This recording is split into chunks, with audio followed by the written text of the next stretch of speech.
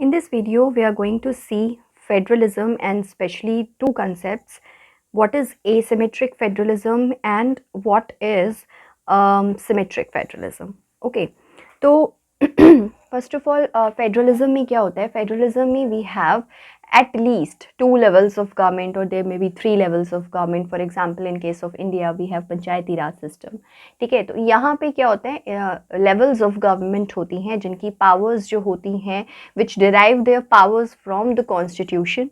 ठीक है, एंड मतलब अलग अलग स्फेयर होता है काम करने का. और उसमें भी अगर मान लीजिए बिल्कुल क्लियर कट फेडरलिज्म है, मतलब जैसे यूएस में होता है, ठीक है, तो वहाँ पे अलग अलग स्फेयर भी होता है पावर्स का.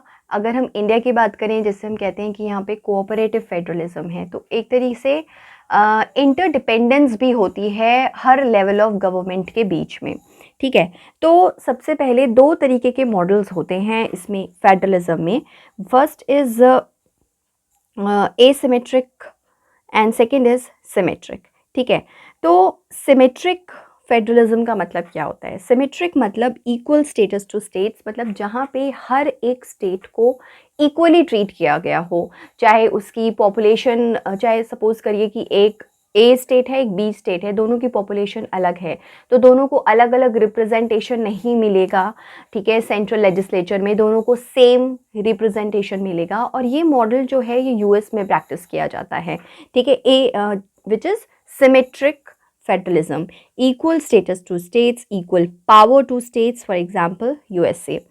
Next model is asymmetric federalism. यहाँ पे क्या होता है कि इक्वल स्टेटस नहीं होता है हर एक स्टेट्स का. कुछ स्टेट्स को स्पेशल स्टेटस भी दिया गया होता है, कुछ स्पेशल पावर्स भी होती हैं उनके पास में. जैसे अभी तो नहीं है, अंडर आर्टिकल 370 जम्मू कश्मीर को जो है स्पेशल स्टेटस दिया हुआ था. इसी तरीके से we have several provisions in the constitution. For example, in article 371, ठीक है, we have given special status to states of northeast like Mizoram, Nagaland, Arunachal Pradesh and all. Then we do have 371F. It is why it is to promote interstate equity. ये जो special status दिया गया है states को, ये क्यों दिया गया है? जिससे कि इंटर स्टेट एक तो इक्विटी रहे. हम इक्वालिटी की बात नहीं कर रहे हैं, ठीक है, इक्विटी की बात कर रहे हैं. ठीक है, और इसी तरीके से जो है सिक्किम है, सिक्किम को कुछ एक अलग से स्टेटस दे रखा है क्योंकि सिक्किम पहले इंडिया का प्रोटेक्टोरेट स्टेट था, फिर उसको इंडिया में इंक्लूड किया गया. तो वहाँ के लोगों के भी जो अपने कंसर्न्स हैं उनको ध्यान में रखते हुए सिक्किम को भी एक स्पेशल स्टेटस कैटेगरी में रखा गया है. फाइन, तो what I am trying to say is कि इंडिया में अलग अलग स्टेट्स के पास में अलग अलग स्टेटस है which is termed as special status, and that's why we call the model of federalism in India as asymmetric federalism. Fine, तो we have asymmetric model of federalism in India. Now question ये आता है कि ठीक है, asymmetric model है India में, but why asymmetric model of federalism is adopted in India. ठीक है, सी हमें पता है India is a heterogeneous society, multilingual society, multi religious, multi cultural. So much of diversity is there in India which can not be found in any other country fine across the globe. तो diversity बहुत ज़्यादा है, diversity is so huge कि सबके interest को अगर आपको accommodate करके रखना है और एक यूनिट में बांध के रखे रहना है तो आपको कहीं ना कहीं स्पेशल स्टेटस जो है वो देना पड़ेगा. ठीक है, to fulfil various aspirations of different states. जैसे जब जम्मू कश्मीर को दिया गया था तो ये था कि डेमोग्राफी को प्रोटेक्ट करने के लिए जो है दिया गया है, बट एक्चुअली विद टाइम देखा गया that this special status was actually alienating Jammu and Kashmir from the Indian main land. So that's why with time ये फील किया गया that it should be integrated within India, and this categorization of special status has to be removed. Fine. Anyways, उसके अपने pros and cons हैं. We can see it in some other video. North east में to protect its ideology and culture, because ये consider किया जाता है that north eastern people they are still उन्होंने अपने कल्चर को जो है काफ़ी हद तक प्रिजर्व करके रखा हुआ है as compare to the Indian mainland. तो इस वजह से उस कल्चर को, उन सब चीज़ को प्रोटेक्ट करे रखने के लिए जो है नॉर्थ ईस्ट के स्टेट्स को स्पेशल स्टेटस दिया हुआ है, ठीक है। क्योंकि अगर ऑटोनॉमी इंक्रीज़ होती है, ठीक है, तो इट विल कर्ब सेसेशनिस्ट टेंडेंसीज। एक तरीके से देखा जाए ना, सेफ्टी वॉल्व का काम भी करता है कि उनकी जो कंसर्न्स हैं, ठीक है, उसको वहीं पे सुन लिया जाता है क्योंकि उनके पास में ज़्यादा ऑटोनॉमी है, ठीक है। तो वो जो एक तरीके का जो सेसेशनिस्ट टेंडेंसीज होती हैं या सेपरेशन की डिमांड होती है ना, वो उठकर नहीं आएगी। However still there are certain demands, for example with respect to Nagaland there is demand of formation of great Nagaland, fine. But अगर हम मिज़ोरम देखें, त्रिपुरा देखें, ऐसे बहुत से स्टेट्स हैं जहाँ पे कि डिमांड्स जो हैं अब कर्ब हो चुकी हैं and thanks to the special status category. Anyways, जैसे इनर लाइन परमिट का प्रोविज़न है, देन शेड्यूल 6 के अंदर असम, मेघालय, त्रिपुरा, मिज़ोरम को हमने autonomous district councils, village councils के प्रोविजंस दे रखे हैं, ठीक है। तो ये जो है बताता है कि इंडिया जैसी कंट्री में एसिमेट्रिक फेडरलिज्म की नीड क्या थी और क्यों हम आज भी इसको प्रैक्टिस करते हैं, ठीक है। So fine, we have seen the needs. अब करते हैं, तो अब कंसर्न्स क्या हैं?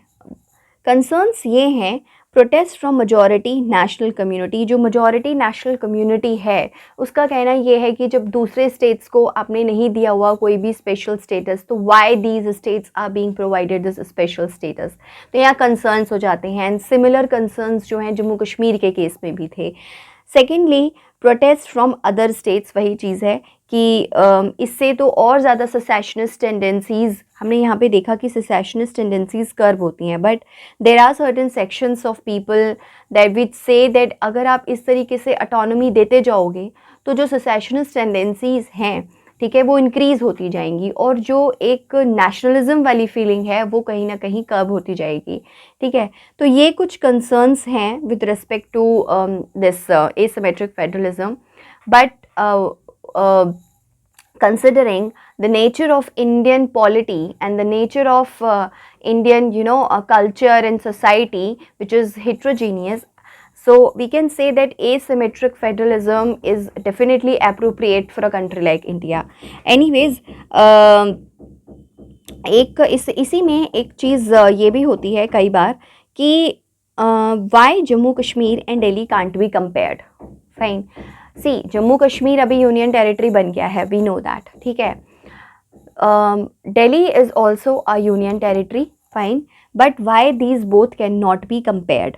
Because Jammu Kashmir initially state था, दिल्ली कभी भी स्टेट नहीं था, ठीक है। तो ये ऐसा पहली बार हुआ है कि किसी स्टेट का डिमोशन हुआ है, कि नहीं तो हमेशा से ये देखा गया है कि किसी यूनियन टेरिटरी को स्टेट बनाया गया है, ठीक है।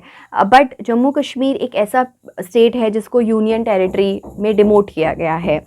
Also Delhi was integral part of India unlike Jammu Kashmir. जब इंडिया इंडिपेंडेंट हुआ था उस टाइम पे Delhi was an integral part of India, but Jammu Kashmir को बाद में इंस्ट्रूमेंट ऑफ एक्सेशन के थ्रू जो है इंडिया का इंटीग्रल पार्ट जो है बनाया गया, ठीक है। Jammu Kashmir made UT without amendment and constitution, लेकिन दिल्ली को यूटी बनाया गया था कॉन्स्टिट्यूशनल अमेंडमेंट कर, ठीक है। ये मैं बता चुकी हूँ, आर्टिकल 370 इंस्ट्रूमेंट ऑफ एक्सेशन के थ्रू जो है जम्मू कश्मीर को इंटीग्रल पार्ट ऑफ इंडिया बनाया गया था। तो ये कुछ हमने डिफरेंस भी देख लिया थोड़ा सा कि दिल्ली और जम्मू कश्मीर के बीच में क्या डिफरेंस है, although both are union territories.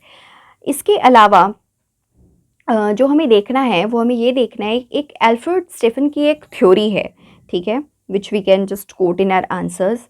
And इस थ्योरी के अकॉर्डिंगली दो चीज़ें हैं, ठीक है। The first is demos constraining, which means national majority should not consolidate power. मतलब जो भी नेशनल है उसके पास में पावर कंसोलिडेट नहीं होनी चाहिए, कंसंट्रेटेड नहीं होनी चाहिए। दूसरा है demos enabling, which says national majority has consolidated powers in Lok Sabha, ठीक है। इसका इतना कोई यूज़ नहीं है, but just to place it in the answer we can just quote it in the answer, ठीक है। इसके अलावा बस एक चीज़ थोड़ा सा याद रखना है कि Rajya Sabha it is the mirror of Lok Sabha although it's not having equal powers as compared to Lok Sabha, and no equal representation of states unlike USA. और वो जाहिर सी बात है, हमारे राज्यसभा में जो भी स्टेट्स का रिप्रेजेंटेशन होता है वो इक्वल नहीं होता है, and that's why we say that Indian federal structure is asymmetrical in nature. ठीक है, ये it is in accordance to the population of the state. ठीक है, लेकिन यूएस में ऐसा नहीं है. तो आई थिंक आपको एसिमेट्रिकल एंड सिमेट्रिकल फेडरलिज्म के बीच का डिफरेंस ज़रूर क्लियर हो गया होगा. ठीक है, इसके अलावा which we can quote in answer is that doctor B.R. Ambedkar ने कहा था, Indian federal system is not tight mould but hard wired. ठीक है, बिल्कुल टाइट मोल्ड नहीं है कि आप इसको चेंज ही नहीं कर सकते हो बिल्कुल, और चेंज करोगे तो टूट जाएगा. ठीक है, ये हार्ड वायर्ड है, मतलब एनफ प्रोटेक्शन इसको दे रखी है. तो इसकी वजह से क्या है कि ये टाइट मोल्ड नहीं है बट हार्ड वायर्ड है. इसकी वजह से फ्लेक्सिबल भी है कि ये कभी भी यूनिटरी हो सकता है और कभी भी ये फेडरल हो सकता है. फॉर एग्जांपल इमरजेंसी के टाइम में हमारा जो पूरा पॉलिटिकल सिस्टम है, ठीक है, वो फेडरल से यूनिटरी हो जाता है. ठीक है, एंड ये सूटेबल भी है. तो ये हम बता सकते हैं कि हमारा जो फेडरल सिस्टम है वो यूनिटरी बायस के साथ में है, बट वो डिमांड और सिचुएशन के अकॉर्डिंगली भी है. ठीक है, खैर वो बहुत लंबा टॉपिक हो जाएगा फिर फेडरलिज्म का. ठीक है, बट अभी के लिए जो ज़रूरी है that what is symmetrical and what is asymmetrical, and Indian जो फेडरल स्ट्रक्चर है वो कैसा है, वो फ्लेक्सिबल है नेचर में. ठीक है, मतलब कि इसके पास में दोनों फीचर्स हैं, ये यूनिटरी भी बन सकता है, फेडरल भी बन सकता है according to the demands of the situation. ठीक है, सो ये हमने देख लिया. इसके अलावा कंसर्न्स, ठीक है, तो हमने ये देख लिया कि इंडिया को नीड क्यों है एसिमेट्रिकल फेडरलिज्म की, इस पे कंसर्न्स कौन कौन उठाता है हमने ये भी देख लिया. सिमेट्रिक एसिमेट्रिक के बीच में डिफरेंस क्या होता है, we have seen this, and that's all with this topic of asymmetrical federalism, and thank you.